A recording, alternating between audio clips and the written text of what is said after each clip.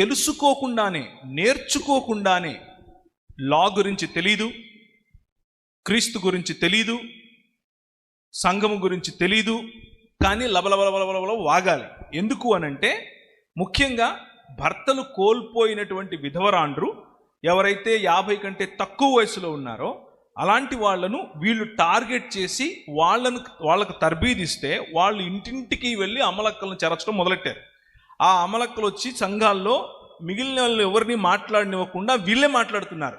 అప్పుడు చెప్పిన మాట ఏంటి అని అంటే, నువ్వు ఆగమ్మా, ఇంటికి వెళ్ళి మీ భర్తల దగ్గర నేర్చుకో అని చెప్పాడు.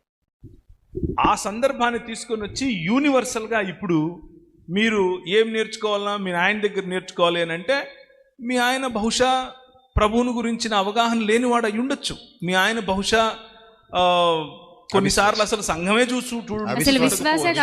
అవిశ్వాస అయి ఉండొచ్చు. మీ ఆయన బహుశా